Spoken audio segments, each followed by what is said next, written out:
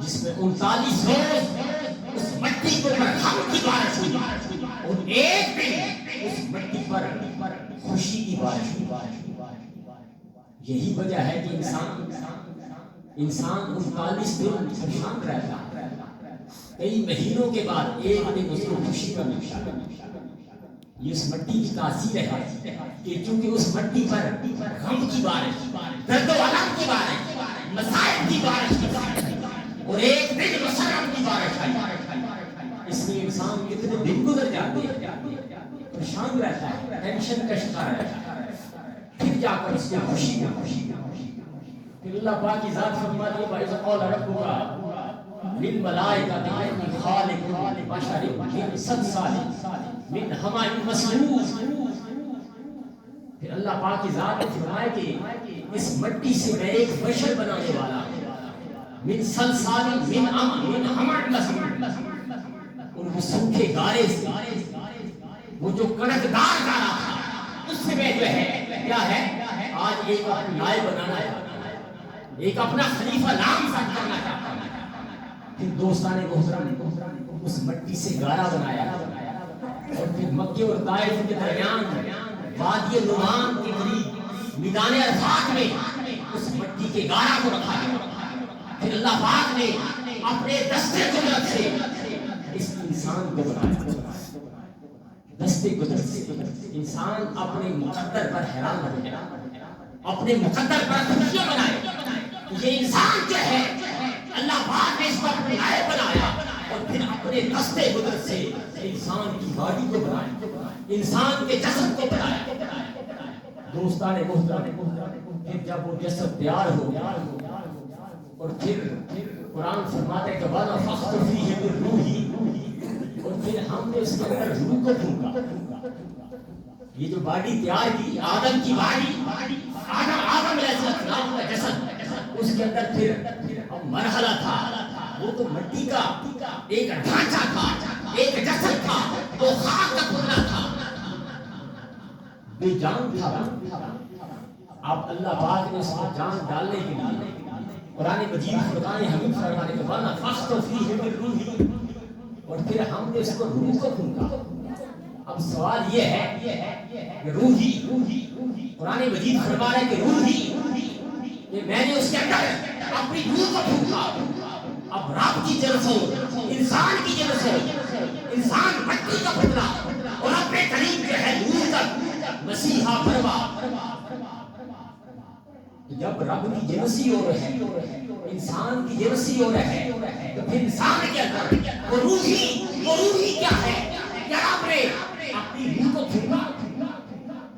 نہیں، بلکہ قرآن مجید فرقان حمید کی اس آیت کریمہ پر غور ہے.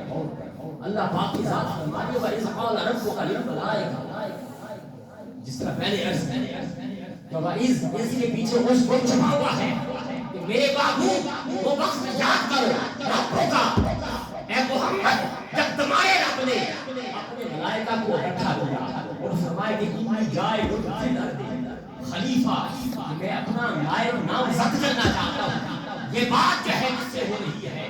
اپنے محبوب سے مخاطب ہو کر اللہ پاک کی ذات اپنے محبوب کو یہ باتیں بتا رہا ہے. تو گویا کہ میرے محبوب مجسم، میرے محبوب محترم انسان کے نائب بنانے سے پہلے تھی. یہ نائب کس کا تھا؟ یہ نائب میرے آقا علیہ السلام کی ذات گرامی کا تھا. سب سے پہلا نائب حضرت آدم علیہ السلام محمد رسول اللہ، اور آخری نائب حضرت عیسیٰ علیہ السلام. اور دوستان محترم روحی سے مراد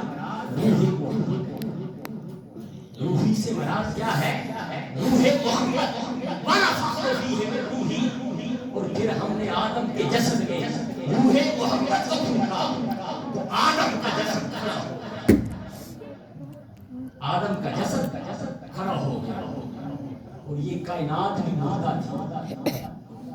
انسان کے اندر روح محمد کو پھونکا تو انسان کھڑا ہو گیا.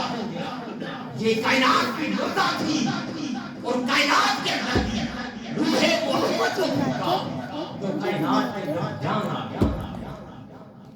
یہی وجہ ہے کہ یاد رکھنا اس قیامت قائم نہیں ہوگی جب تک میرے محبوب کا گنبد خضرا زمین پر روزے رسول جب تک اس زمین کے اندر ہے اس زمین پر قیامت نہیں آئے گی. قیامت آنے سے قبل اللہ پاک کی ذات اپنے گھر خانہ کعبہ اور گنبد خضرا آقا علیہ السلام کے جسد انور کو اٹھا لے قیامت آ گئی کیونکہ زمین کے اندر روح محمد ہے. اس لیے تو میرے لیے کیا فرماتے ہیں سورت روح میں جانا جان آنکھاں کے جانے جہانے سچ آنکھاں کہ رب دی شان آنکھاں جس شان کو جانا سب دوستانی محترم جب آدم علیہ السلام اس کے اندر آپ کے جسد کے اندر روح کو پھونکا تو جب جو ہی روح کو پھونکا تو آدم علیہ السلام کو چھینکا آدم علیہ السلام کو جب چھینک آئی تو آپ نے سب سے پہلے یہ کہا الحمدللہ. سب سے پہلے کلمہ کس نے پڑھا؟ آدم علیہ السلام الحمدللہ.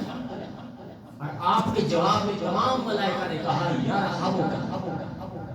یہ پہلے الفاظ جو نائب اور ملائکہ کے درمیان تکرار ہو رہا ہے آدم کے اندر روح کو پھونکا گیا تو آدم کی زبان سے سب سے پہلے الحمدللہ.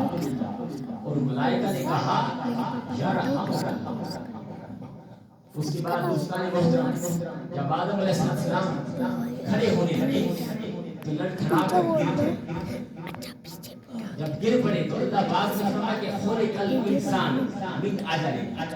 انسان جلد باز ہے کیونکہ حضرت آدم علیہ السلام کی بھی جلد بازی اٹھ کر